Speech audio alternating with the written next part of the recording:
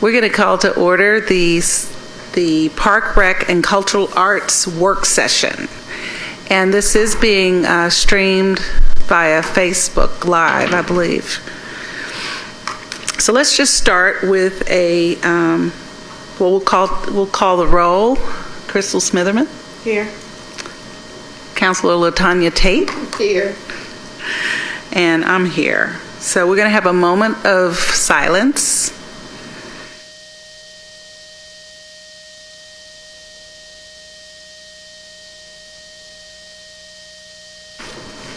All right. So now we're going to invite the director of Rev Birmingham up to talk about the Revision Lynn Park initiative that's underway. And David, I believe you have a deck, and our public information officer is pulling that up now. And if you could just speak to them to advance the slides, that'll be great. Okay. Good afternoon. Good afternoon.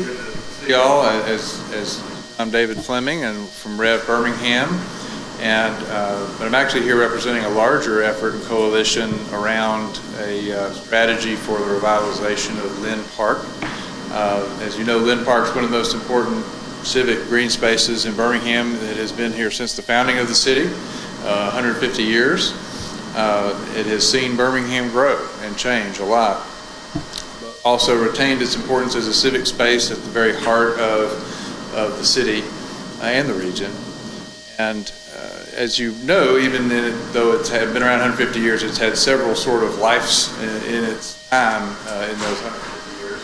And most recently, in the 1980s, was the last time there was a major effort to put some investment and some planning towards the park at that time.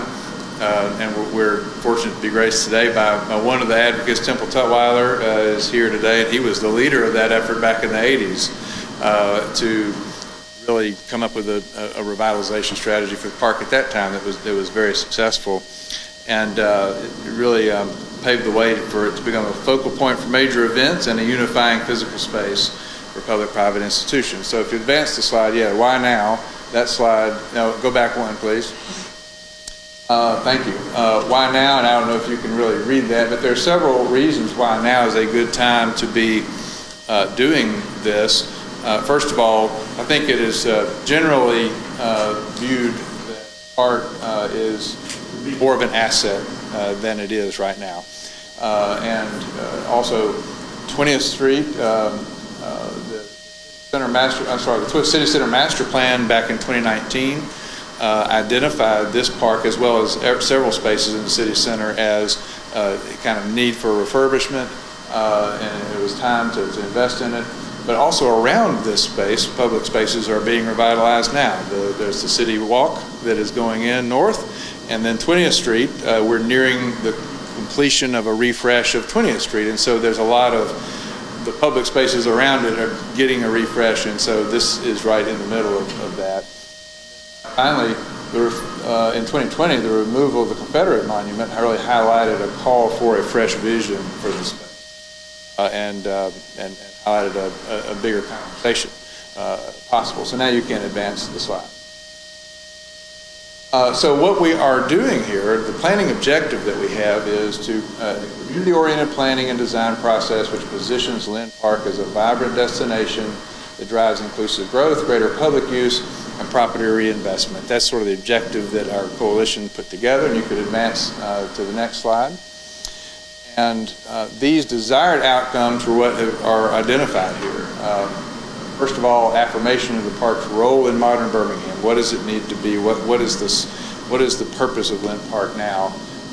And the second outcome would be conceptual upgrades, design, some fresh eyes on the design. What are some things that need to be done physically to help the park out? Also then third, a plan and a scope of work for the capital investments that need to be made. What do we need to do? What would it cost? A fourth outcome would be a plan for ongoing park activation. This is very important. What is the plan for using the park and having people in it, inviting people in it all the time, which is very important. And then a fifth objective would be partnerships, expanding partnerships that ensure the physical and programmatic success for that park.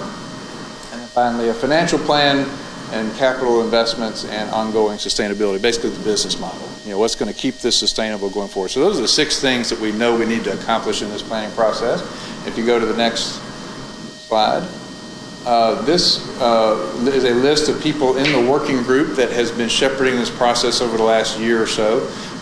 It is a mix of folks, including the city, the mayor's office, the Parks and Recreation Board, the Friends of Lynn Park, and the Philip Morris Fund, Rev Birmingham, and joined also from Ann from the Firehouse Shelter. And if you advance to the next slide, then what we know are important for success is an inclusive process for visioning. We also have to have sufficient resources committed, and here's where I want to thank the private funds being committed. There are no public funds going into this part right now, this planning process. It is being funded by Friends of Lynn Park and Philip Morris Fund for design. They are putting the resources together that leads to number 3, which is engaging a world-class professional team that can bring us the important competencies needed for this. And then another element of success would be their public stakeholder engagement. 5th would be developing a seamless planning process. We want to make sure that everything about the dots here are connected. Finally, an environment where everyone's ideas and opinions are sought and valued, and all things are on the table. So, go to the next slide. Last year, this working group issued a request for proposals to find this team, select someone, and I was really thinking that what would happen is we would have about 8 proposals, maybe, if we were lucky. We had 18 teams, 18 companies wanted to do this project, which I think says a lot about Birmingham. I think it says a lot about this project. And I think it says a lot about the opportunity here. And so it attracted a lot of attention, which meant we had a lot of work to do to go through all 18. But we were able to get to the end, and I will, Carmen, now pass these out. Go to the next slide, because the competencies that we know are important, we thought we found in a group who's led by a landscape design firm called OJB. OJB is a Houston-based, or started in Houston, but they're really all over the country and have done a lot of great works. And what I've handed to you is something that outlines some of their work, but also, more importantly, their team. And if you go to the next slide, the team is made up of some national and local experts around a variety of the things that we know are needed to deliver on this. And if you go to the next slide, the question is, well, what happens next? Now that this team has been selected, and what happens is we kick off and launch this process, which is envisioned to be an 8-month planning process. So what our hope is, by December, we will have the answers that we want for what could be a future of Lynn Park. Hopefully answers that really excite and unify our city around. Actually, the team will be here beginning this week to really start this. The public process, the public engagement will then start shortly thereafter. But right now they're just going to get their sort of feet under them and get going. And they will be working, of course, very closely with the working group that was named before to help steer them and make sure that everything is done appropriately for our city. So we're very excited about this opportunity before us to really create a revitalization strategy for the park. So that's the presentation. That's sort of update on where we are, and look forward to engaging with you and the whole city over questions or comments. Or questions, so don't take your seat. Thank you, David. I appreciate you, bringing this, leading this, first of all, and initiating this so that it does keep the park current with all of the other infrastructure upgrades we're seeing that are connective to the park. I was just curious. I know you said it was all private funds to do the study, how much, what's the price tag of the study and the duration, do you think, before you have these deliverables? And you may have said it, but we got distracted looking at the handout. That's all right. No, so. I'm not, I did. So it's price tag and then timing, was that your question? Yeah. Okay. Most planning processes of this magnitude and scale are going to be in the $100,000 to $300,000 range. That's what costs us, what the Northwest planning has cost, and specific look at this this park to get all of those things that we want out of it. Some very specific plan, not just some concepts. This is about some very specific action items, and so get that. It's not without putting some resources to it. That's the budget range for this. Okay. Timing-wise, this will be an 8-month planning process. It's intended to be that. We've told them World Games is happening in the middle of all this, so we're going to have to kind of accommodate for July being a tough month to get anything done in, but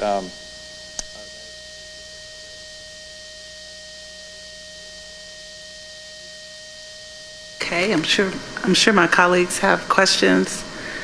Are there any other questions? Okay. Well, I know there's concern about, from homeless advocates about, displacement while, Lynn Park is being redeveloped. I know that Rev has worked a lot with the homeless community, helping people to get connected with services and other accommodations. Do you have any thoughts you want to share on that? Are they going to be a focus group? Sure. Yeah. As I said, all people are on the table and all ideas are on the table. No one's excluded from this process, and it's also why we have on our working group someone who works. Mm-hmm. So there has not been. That's why we are so focused on the activation strategy, because it's more about having reasons for lots of people to come than by creating reasons for certain people to not be there. That's where in almost all downtown or public parks, that's really the answer, the solution. Create reasons for people. It becomes a space where you find all walks of life. Agreed. I do agree with you that activation is key, and we have Joy Brown, who's going to follow you to talk about one of the ideas for activating the park.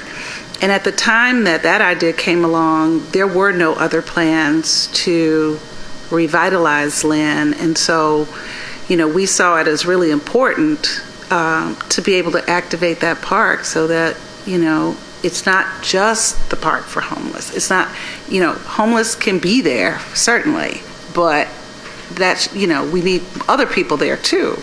And so, we were really looking forward to, creating an attraction in the park. So we'll hear from Joy soon. I do want to acknowledge Temple Tutwiler, as you did, because the Friends of Lynn Park have been a partner with the park board on Lynn Park for as long as I can remember, and really helping to breathe life into it from time to time in big ways, with big improvements. And I know the Parks Director is one of your steering committee, and she's sitting right behind you. I don't know if you even know she came in, but but we're really looking forward to this process and being supportive of your plan. So if you want to, we'll look for ways to stay in touch as your group moves forward. I guess, it doesn't necessarily involve the council, but you're welcome here anytime if you all reach milestones and you'd like to keep us on that for sure, because there will be lots of milestones over the next certain major things. I want to report those things out along the way. And Okay, fantastic. There are no other questions. Thank you.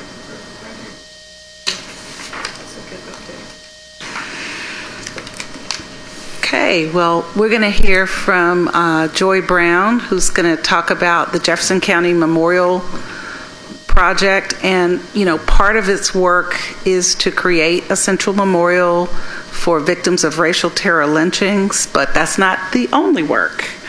But it has been determined and approved by the park board to have the location for that central memorial be Lynn Park. And we thought it was going to be next to a Confederate, in the same park with a Confederate memorial when we started. So I guess that part has been taken care of.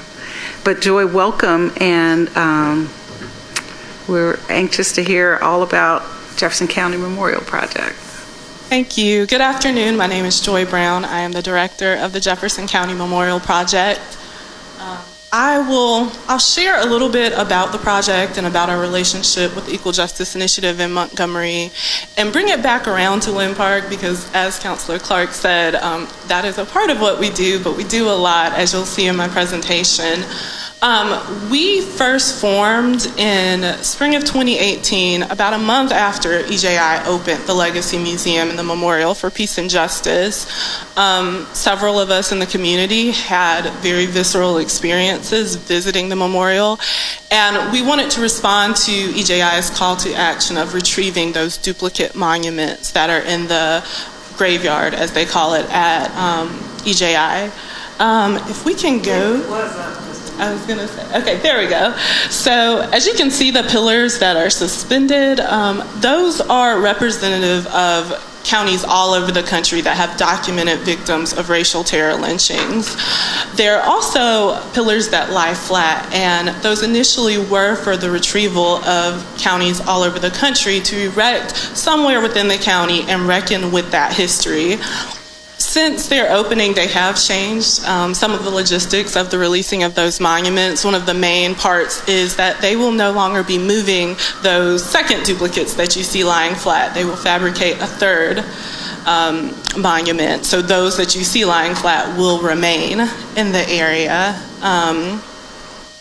But we came together and we wanted to respond to that call to action. That was our first goal.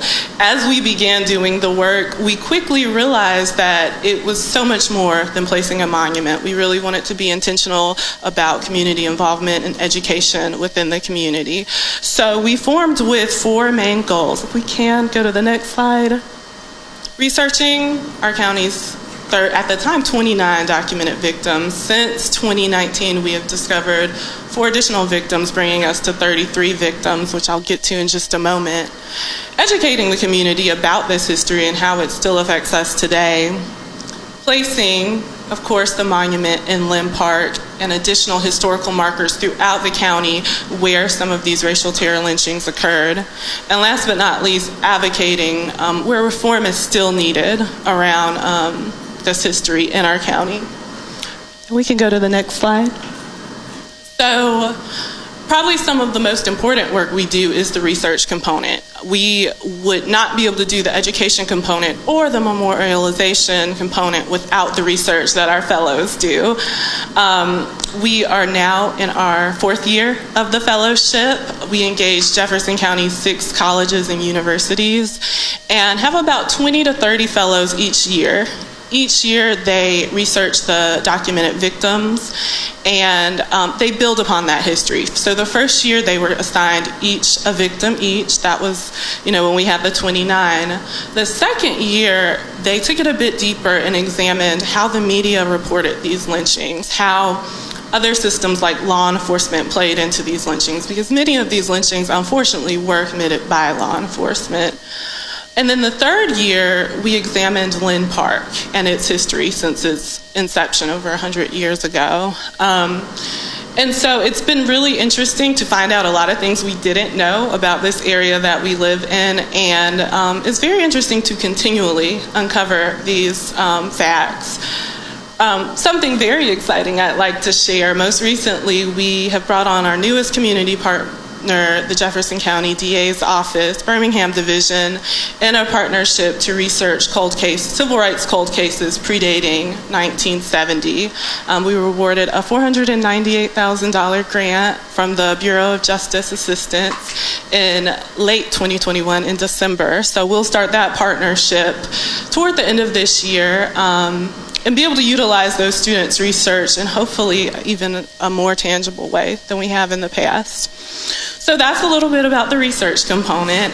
We can move to the next slide. Oh, there we go. Education. So we all know this is probably the most important part, and we couldn't do this without our over 40 community partners. We have arts partners, cultural partners, universities, colleges, like I just said, the DA's office. They all help us to do what we do and to reach folks at whatever entry point that may be. So we've done art exhibitions with the Birmingham Civil Rights Institute and the Birmingham Museum of Art and UAB's AVA. We most recently did a play with Red Mountain Theater where playwright Quentin Cockrell took the students' research and then translated that into a play, a very moving, intentional, and thoughtful play. And so it's through that research that we're able to do the educational component, and we continue to do it. And we can move to the next slide. Our advocacy piece is the piece where we work closely with Donaldson Correctional Facility. So we wanted to make sure that we were bringing the full scope of the Equal Justice Initiative's work in Montgomery and not just focusing solely on the historical component, but what can we do now to make sure we're not repeating these same cycles. So currently we work with the men incarcerated at Donaldson to help lift their voices through our Liberated Voices blog. And that is a blog where you can read anonymous original poetry and artwork from men incarcerated at Donaldson. We also do a holiday hygiene drive in December where we collect hygiene items that they are not able to buy as often as you think inside the prison, and often they are marked up astronomically. So we do that every holiday season and then deliver it to the prison, and we're always looking for new ways to expand that advocacy. And next, I saved this for last because I knew this is what I would talk about the most. But our place goal, this is what most know us for. Most know us for being the grassroots group trying to bring home our duplicate monument.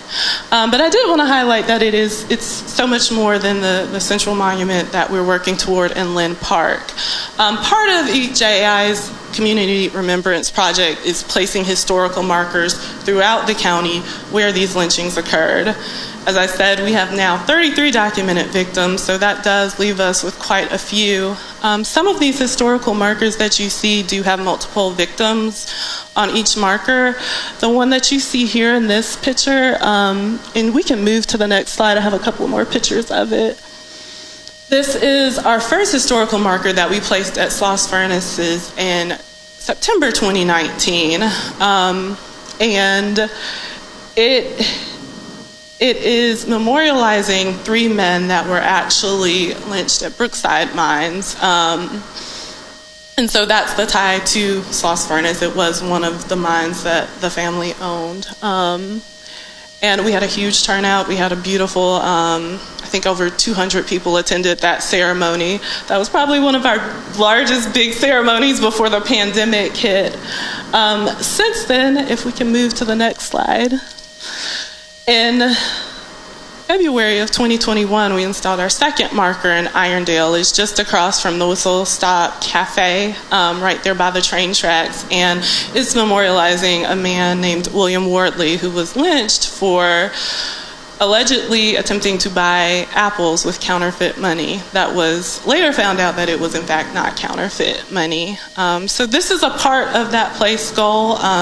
We are working toward placing historical markers in the Pratt City area, in the Fountain Heights area, in Stockham Park, and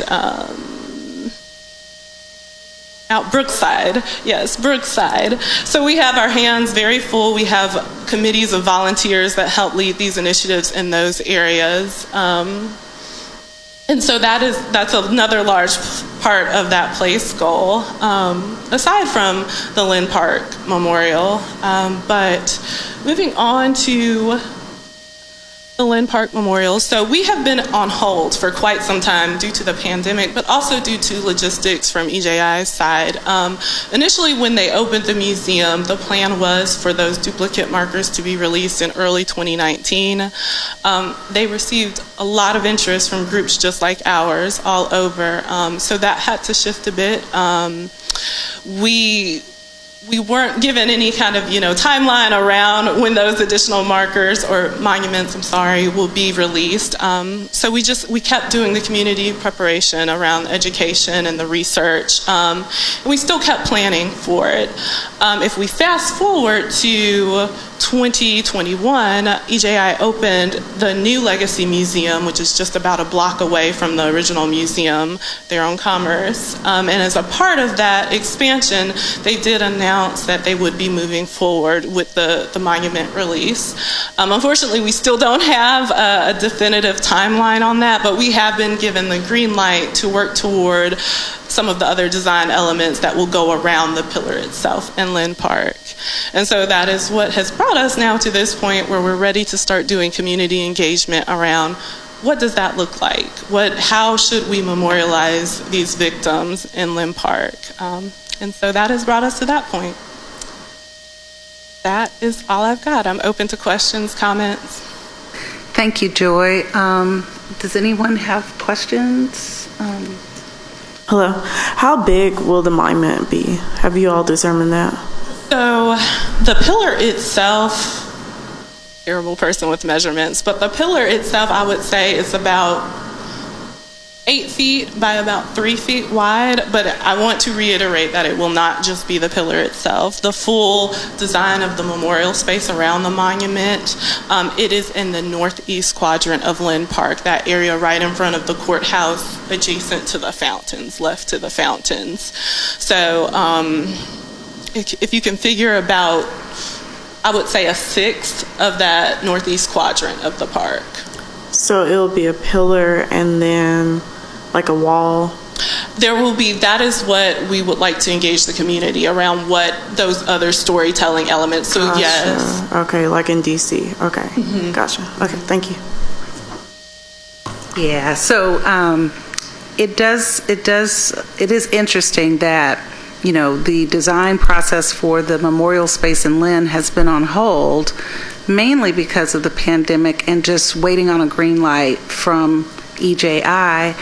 But in the meantime, an initiative to rethink the whole park has come about. Right. And so it does take some of the pressure off of JCMP because, again, when that site was selected, the need for activation was there, but there were no plans to renovate the whole park. And that was why, if you look at the concept drawings, it is pretty big because the fountains, there was no plan to renovate the fountains or to do anything to make those look better. And so the group was, faced with the prospect of putting a big investment next to fountains that were in disrepair or dilapidated. So anyway, I think what the Revision Lynn Park process gives JCMP is a chance to really integrate with that process as it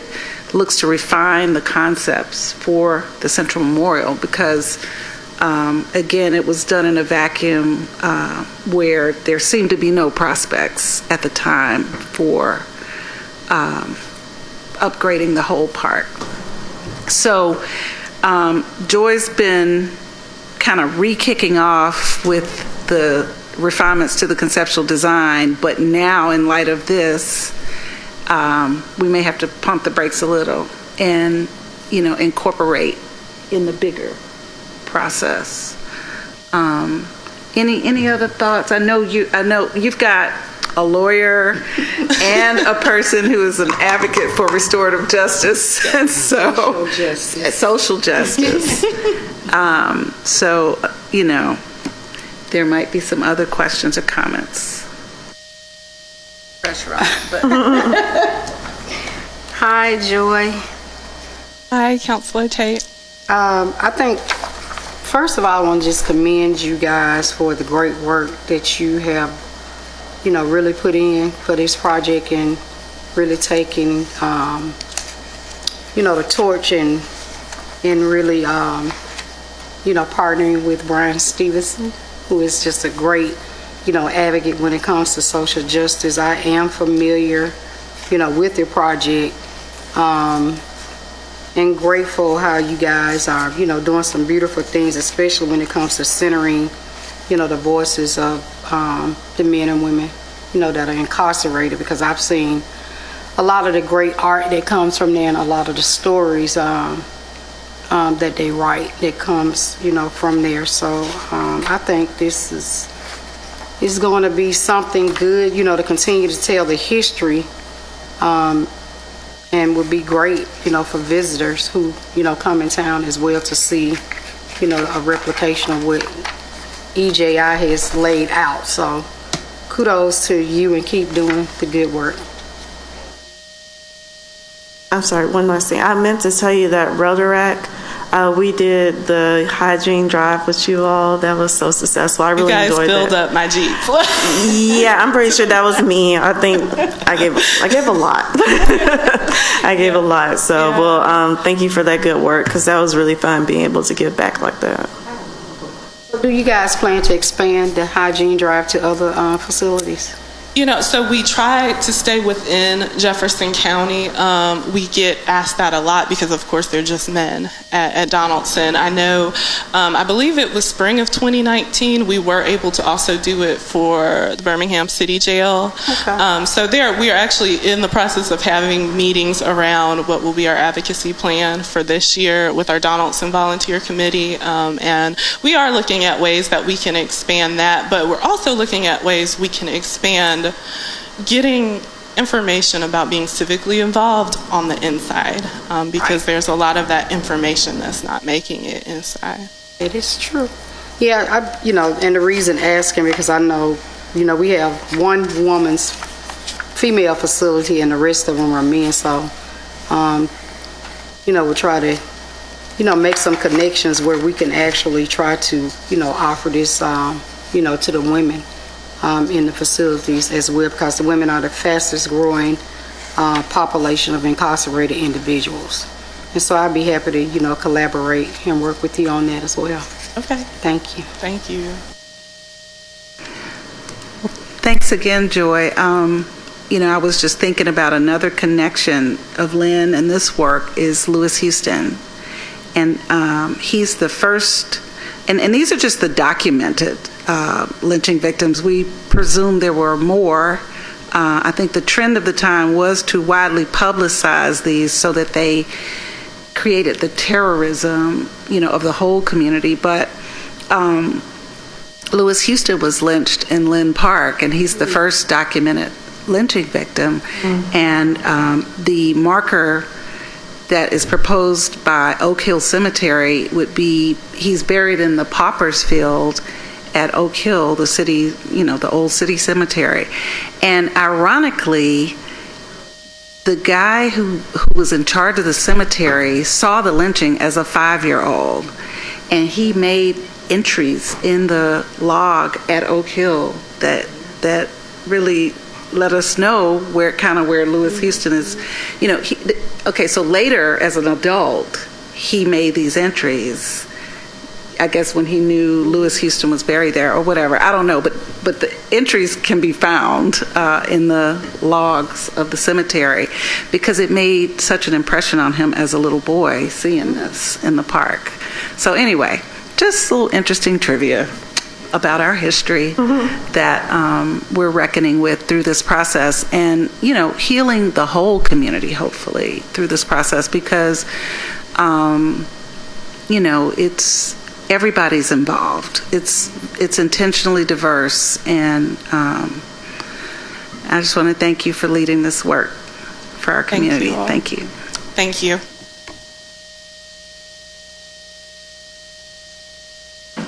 All right, so I just turned my mic off. So next up, we're going to have Parks and Rec come up and give us some announcements about programming. it's the springtime, and we got a lot of excitement. Yes, ma'am. Yes, ma'am, most certainly. Good afternoon. Hi, I'm Shanae Edens-Bennett, and I serve as the Director of Birmingham Park and Recreation. David, thank you for your presentation. I think you all need to get together on that because the park board designates where the monument goes. Okay? And I think with what we already got going with the Friends of Lynn, to see how we can mirror it together so we can make it fit in the right place. Because I know we've already done the RFP and went through a lot of meetings with those guys too. So I think that Ms. Joy and David together on location, well, with us on location. Absolutely. Agreed. Yeah. I think Joy figured out we needed to pump the because brakes. Prior to her, we had someone else doing it, and there was not a configuration of the size, because that's what Stanley and I was talking about. We had a couple of Parks Committee meetings, but the size was not mentioned at that time. Right. So this seems like a larger scale of what we were expecting anyway, and so I know with what Dave got going on, it might be a little. We might need to change up some things. It might be a little overwhelming. Yes, and I think there's a recognition of that, and that's why I wanted to bring them together in here, because at the time, and I do remember it was Abigail and Roman Gary. That's correct. And so now Joy is succeeding Abigail, and since those concepts were developed, I don't think anyone has come back to the park board to even share the concept. So that's and so I don't know if we need to do that as much as we need to integrate with that and then come back to the park board. Probably so, because they're going to need to know whether the park board dictates where. Okay. Any park. Inch or tree, whatever. They dictate the where. Okay. Good. Thank you for that. Yes, ma'am. And I'll let Team Park and Rec come up and do their announcement. Okay. Thank you.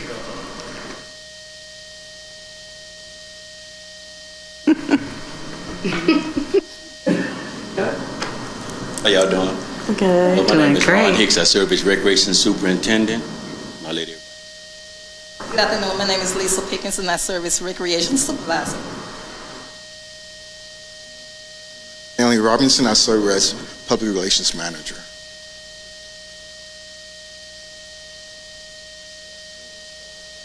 There it is, the facility. So silly.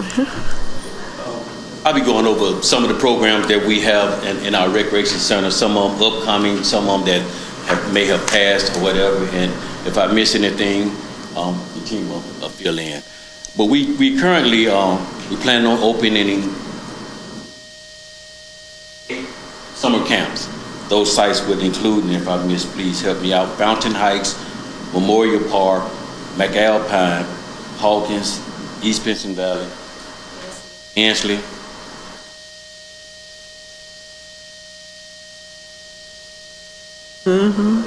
Shoot guard. Look, MLK. See, during summer camps, we normally have enrichment programs. We hire teachers to come in and teach enrichment programs throughout the current sites. One new program that we're adding this year is the Black Nurses Association. We're going to get kids try to get interested in being nurses. The pilot program is going to be at Memorial Park. So the kids are going to be dressed up like nurses. We're getting jackets, Oh, I can't wait. stethoscopes, the work, so CPR classes. So they're going to be learning all those good things. So I think that's a good program. They're currently doing it in the schools of Washington. So they're venturing out to the recreation centers. We just finished up spring break camps at various recreation centers where we introducing kids back to soccer, track and field. We had the hoop it up, free throw contest. So we got some pictures, I'm sure they'll be shown once we just gathered everything. So we'll give it to the PR person to make sure we get it public so they'll know what's going on. Hard part. We're planning on opening 8 swimming pools. What? Trying. Very hard. So, Right here is the plea right here.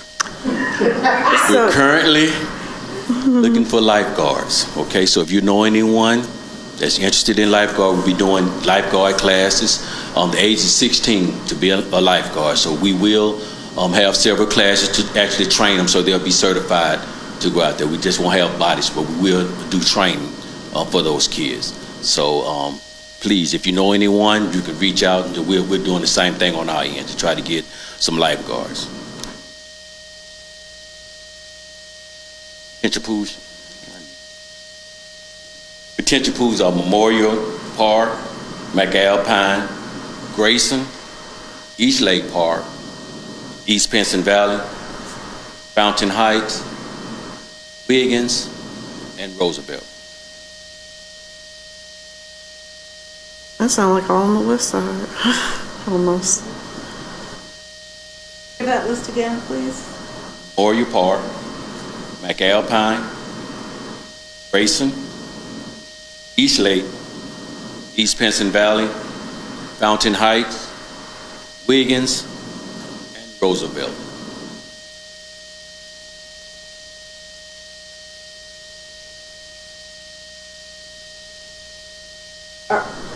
When will you know if that's the list? When you get enough personnel hired? Yes, Okay, yes. okay. We just had a lifeguard training last week. We had potentially, I think it was 12 recertification lifeguards. So some of the lifeguards do have their certification, but we did a class last week, and we're at each pool we need a total of 4 lifeguards at each pool. So you multiply that. I wasn't good at math, but you know how many we need. 32. And if you know any kids want to be lifeguards, please send them our way. We're also on May the 14th, we're partnering with the library. We're going to do a summer camp kickoff for early registration. So it'll be a fun day for the kids and the parents to come out and do early registration for summer camp.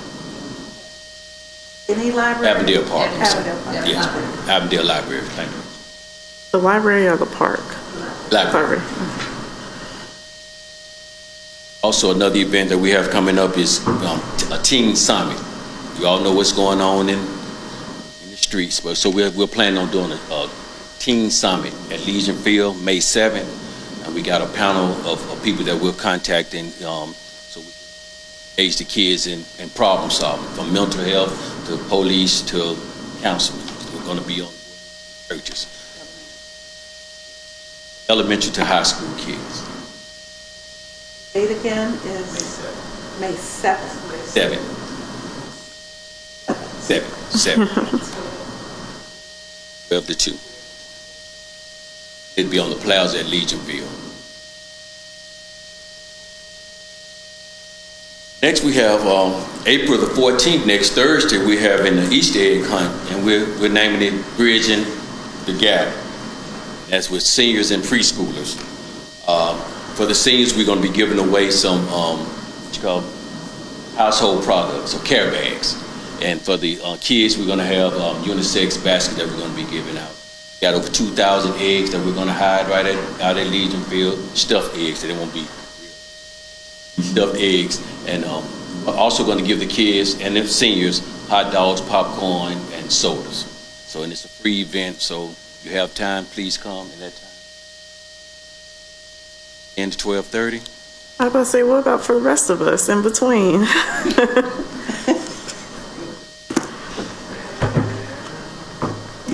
Okay, just FYI too. We currently act at the softball and baseball complexes.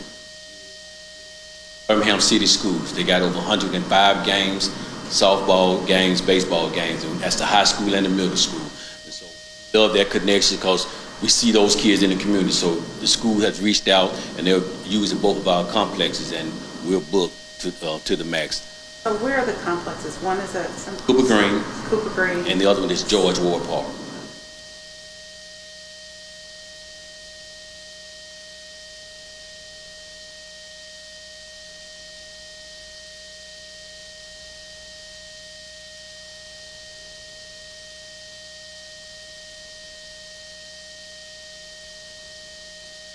Got two more things. that- Shanae, Ronna, are y'all offering swimming lessons?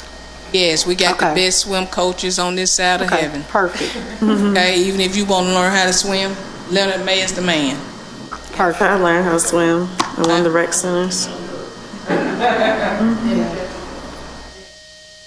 Jackie. Yeah, we Okay. got two good swim coaches over there. Thank Two you. things that Ron, I know he forgot to mention is that we're getting ready to do is First Tee. Thanks to Council Smithman, we're going to start back our First Tee program, and it's going to kick off May the 9th at Roebuck Recreation Center at 3:30. At 3:30. Yeah, So we're that's- trying to get young folk back into playing golf. Yes. What ages? I think it's like 6, 7 up. Yeah, he so it's going to be a didn't tell me. panel at 3:30, and then Coach Smoot with Miles golf team is going to do like a youth skills clinic, so teaching the kids how to play golf. First Tee, and actually she played in First Tee when she was young. That's a Stanley remember. He remember when you played in First Yep, I used to compete in everything for First Tee. And we're also getting geared back up with our youth in tennis. So we're working on some grants to get some of our tennis courts renovated, and Miss Pickens is working on that. So we're getting ready to get back with our youth tennis and youth in golf. So if you know any young folks, send them our way, and we'll get them started. What facilities are you refurbishing for the tennis programs? It's going to be in any low to mod income neighborhoods. So that'll be got one at Memorial that we can redo. Inglenook, we can redo that one. So she's researching all the low to mod income neighborhoods so we can get those tennis courts have not been used in years, to try to get those renovated and replenished so we can go back at it. Okay? Okay. Everyone know too that as we get the information out, we have this new hashtag Open for Play, and public will that's find that. And actually, throughout the pandemic, the parks were a place where you could go to be socially distanced and enjoy some sense of normalcy in your life. And that we were open for play throughout all of that. But we go hashtagging Open for Play so the public can go to our Facebook page, which is Birmingham Park and Recreation Board. We're also posting on Instagram and also Twitter. So we're sharing all this information to the public and to our city leaders and the neighborhood leadership, those 3 social platforms. And also, since we may not talk to this again before then, but the annual Family Fishing Rodeo will continue on June the 11th this year at East Lake Park, and we'll certainly have more information out there as we get closer to that event. How many years has the fishing rodeo gone on? We're looking at probably, I guess, we missed 2 years, one year because of COVID. Okay. Started in 1998. Wow. One other year when we did pushed it into a fall event rather than the first one. Well, it's hugely popular. It's a big. It's just a big hit. In the state. Really, I didn't know that. It's outstanding. So on some of the projects that we have, I got you. You coming up you're next. On some of the projects that we have, and we're proud of, some of those unused tennis courts, we've changed them into fitness courts. So we have one over at East Pinson Valley. We also have one currently being done at Crestwood and Eastlake. And Crestline, I'm sorry. Okay. Crestline. Well, you've also allowed some to be converted to pickleball Yes. because that's the new craze. That's the new craze, yes. Yeah. So we're keeping up with the new craze. Mr. Bruns will come up and let you talk about some projects that's going on throughout the parks also. Y'all been busy. Awesome. As we know, we talk a lot about lights. So, a little update on Legion Field. All on course. The lights are all on course. We're painting the east side now. They painting like the light fixtures are coming in as today. They start arriving today. Poles will be in another 3 weeks. So we go up the poles on the east side, and we'll be bright. Hopefully before the first USFL game on June 3rd at Legion Field. After we leave there, we will do, again, we'll go to George Ward Tennis Court, redo those lights, then hit George Ward baseball fields.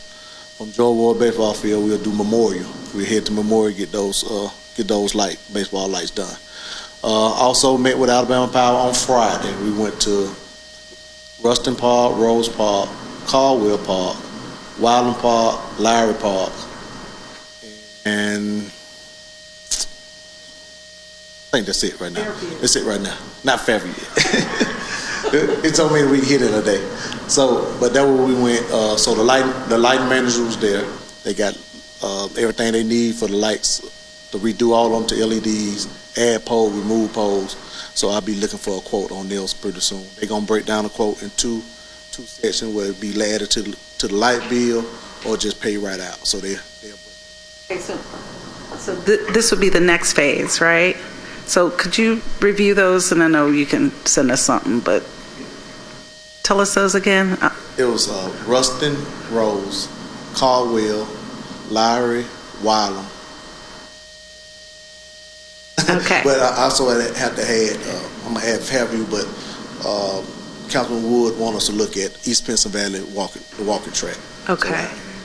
Yeah, and in Fairview, it's really the parking area. And because it's close to the alley and... That might can have something to do with just Alabama Power. We might not have to go through us. They might can add a pole or something through the lights or anything. Okay. Might not have to be a park project on there. It might be something. Okay. All right. Thank you.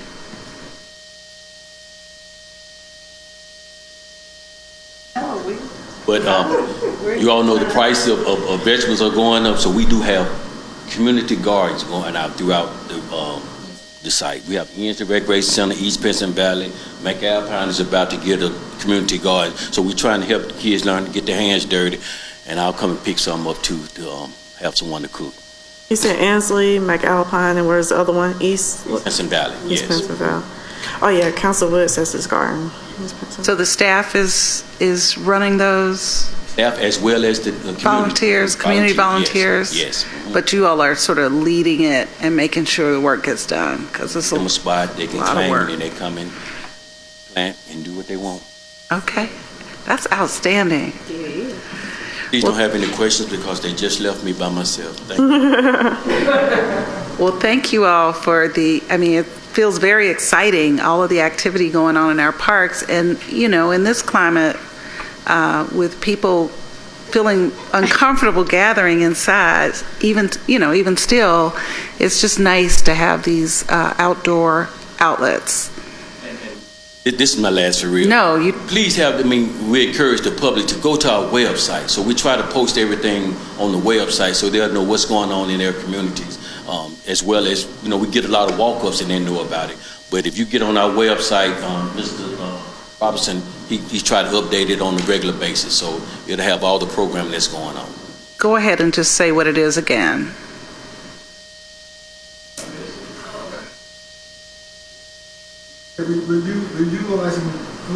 Social media platforms, Facebook, Birmingham Park and Recreation Board, Instagram, and also Twitter. And again, our hashtag is going to be open for play.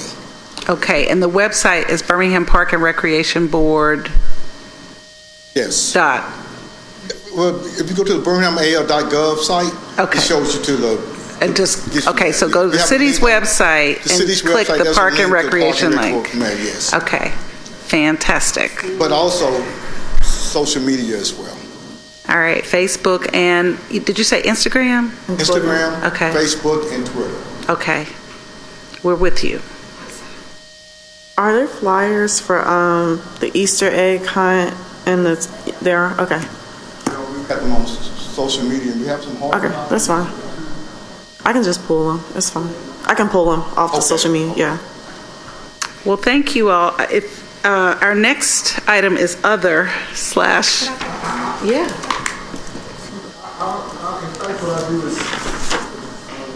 I've sent all those already to the counselors, so maybe if you set your sites, they're probably someplace on your site. Well, I just want to make a comment here. Shanae, Ronald, Charles, Mr. Stanley, and Miss... Miss Pickens, I am so super proud of y'all. I mean, I love, you know, what you guys have presented here to us today, all of the magnificent ideas that you have laid out, from tennis, swimming, golf, teen summit, which is very much needed, and the community garden, just making this real collective effort to be inclusive and include, you know, community, and that's what this is all about. And so I am definitely going to play my part in making sure that we disseminate the information out to community, churches, wherever we need to get it out, because this is a grand opportunity for families to take advantage of putting your kids in tennis lessons, swimming lessons, golf, just the whole gamut of things, and just try to reimagine, you know, what safe parks and public safety can look like. So this is, you know, real key. I would love to chime in with you guys on your teen summit and like get some people that I know that are making significant change, you know, in community when it comes to trying to change the mindset of, you know, what we're seeing in this city. So I kudos to you all, and whatever we could do, you know, on our end. I know we have access to robocalling, and so we'll be calling and saying, this is the city councilor, and, you know, this is what's happening. And so, you know, I think we all are in cadence and agreement together that we really got to work, you know, super hard, you know, for our parks. I know Kara, you know, she culture and rec, and we want to be very intentional in doing what we need to do, you know, to elevate what we need to do, you know, in community. Because I've been over to Memorial and saw the great work that my council colleague has put in over there. So, you know, replicating. I was even last night Googling some information. I ran up on this site about grants. And so I'll send that over to you all as well. So I'm on board with you all. Thank you. I'll say something. Well, you know I love y'all. Y'all have been supported, because y'all don't know, they supported me since day one. I mean, I had one of my first initiatives out at Legion Field. So you guys are doing so good. Y'all, let me tell y'all about the classes at Memorial Park. They didn't tell y'all about that. They have kickboxing. They have Zumba. What else? Y'all have a lot of things that are going on. I didn't even know. I just stumbled upon it going to a meeting. So they've been doing a lot of good work. This is good, especially, in the soccer clinic. I forgot about When is that? When is it? Are we having another one? For the summer? Yeah. Okay. Yeah, and these are exactly the things that we need for our kids. I know both counselors are strong advocates for making sure our youth are very involved, because what is it? An idle mind is the devil's playpen. So I think this is great. We'll make sure to get this out to our colleagues, because we need to support you all in this PR release. Getting PIO to release the flyers on social medias, robocalls, text messages, making sure we give y'all the support that y'all need. Well, and that we're about, you know, at time, but I know it's budget season and you all have some hopes to get additional crews to be able to mow the park so that when we get there, you know, the grass isn't up to our knees. So I'm just going to relay the message I hear in the park board that they want us to support them in getting the resources they need to keep our parks nice, and the programming. Yeah, and park programming. So keep up the excellent work, and thanks everyone who has come. Are there any other comments or other items? Okay, so with that, I think we're adjourned. Thank you. Thank y'all. Thank you. I'm going to go for some tennis lessons. I know. At the park, kickboxing. I know, Zumba, all that.